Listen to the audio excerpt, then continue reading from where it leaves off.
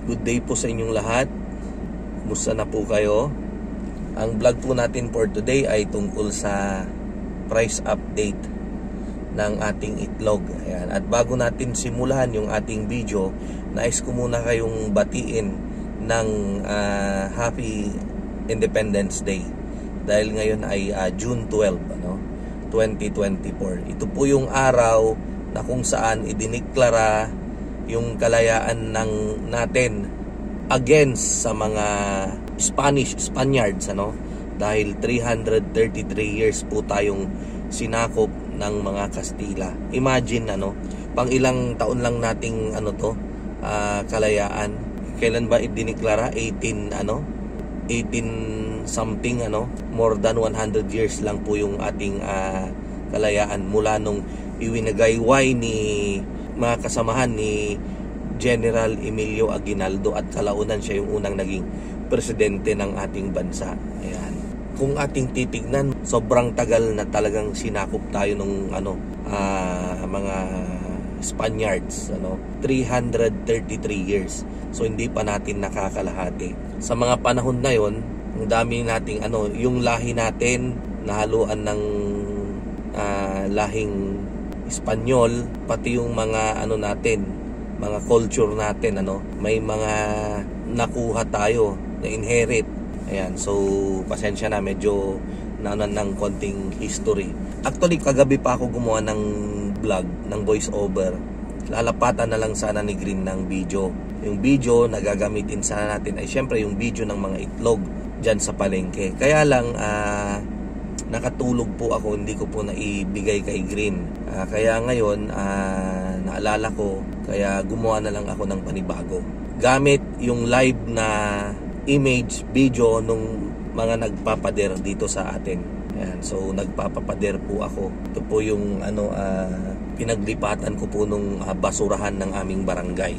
Bumili po ako ng property and then pinatabunan, fish pan po siya. Then ngayon naman pinapapader ko para hindi po makikita yung basura natin at hindi siya mangangamoy. Ayan, dahil para lang po sa kaalaman, yung barangay po namin, yung dating MRF ay nasa gilid lang po talaga ng kalsada.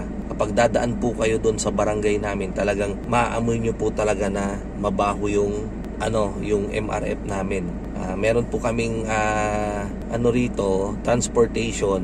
Ang tawag po namin dito ay downtown loop services, So sasakay ka po sa jeep na yan, iikot po siya dito sa Metro Dagupan. Iikot siya ng Arellano, AB Fernandez sa may downtown, and then Amado Tapuac sa barangay po namin yon. And then iikot na naman siya sa may Perez, papuntang MH Del Pilar, papunta ulit ng Arellano. Ikot lang po ng ikot yan. Ayan. So pag nadaan po kayo dun sa barangay namin, makita nyo, napakabaho, tambak yung basura. For 22 years na problema po namin yan. Until such time na naging kapitan tayo, inaksyonan po natin to. Hindi natin ginamit sa plataforma, and then nung naupo tayo, inaksyonan ko na lang na bigla-bigla. So nagulat po sila. Ayan, so sa wakas, yung problema namin for 22 years ay nasolusyonan natin. Ayan, at andito nga tayo ngayon. Pinapapader natin para hindi makita. Ayan, tas lalagyan din natin ng bubungan to para yung mga segregator natin ay naman sila, relax. Hindi sila mainitan, hindi po sila mababasa ng ulan. Balik na po tayo dun sa ating topic. Gaya po ng nasabi ko kanina. Actually, very good news kasi po bakasyon pa rin, pero nagkaroon na naman ng twist. Sobrang gumalaw yung demand ng itlog. Ewan ko nga ba kung bakit. So mamaya i-analyze natin. At dahil nga sa tumaas yung demand, nagkakaubusan ng itlog.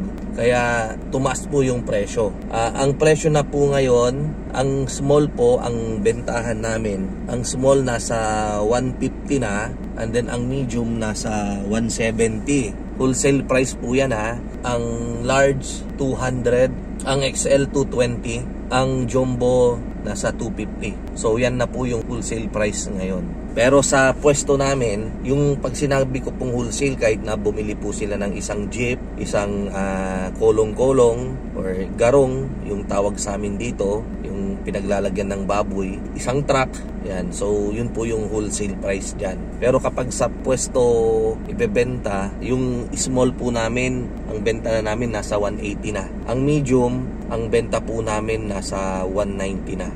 And then ang large, 200 sa wholesale, ang benta po namin 210 na. And then ang XL, 220 pareho lang, at saka 250 sa jumbo. Ayan, bakit pareho? Mataas po talaga kasi ang XL at saka jumbo. Kasi nga po, kapag nagpapaitlog tayo ng manok, medyo matagal-tagal yung aantayin natin bago maging XL at jumbo yung itlog ng mga manok natin. So, sa pangkalahatan, konti lang yung na-produce na XL at saka jumbo. Ngayon, pag nagpaitlog tayo, pagbaguhan yung nangingitlog kasi natin, syempre no wait muna yan, mga 2 linggo, and then magiging piwi, another 2 linggo, XS, and then small, and then medium. Ayan. So sa mga baguhang layers, baguhang manok, ganun po muna yung size ng kanilang iniitlog.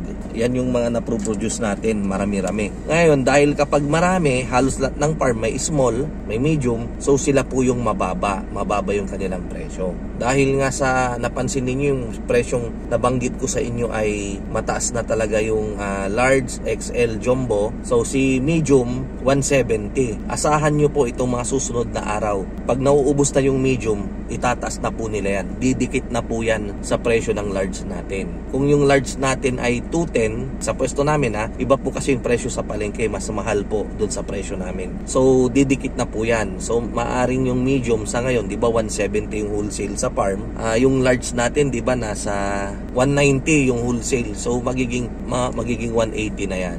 Habol na yan. And then si small, di ba 150 yung wholesale as of yesterday. Ayan, so didikit na din po yan, magiging 170 na rin yan. Ayan, so doon na po papunta yung presyo natin, pataas na po siya.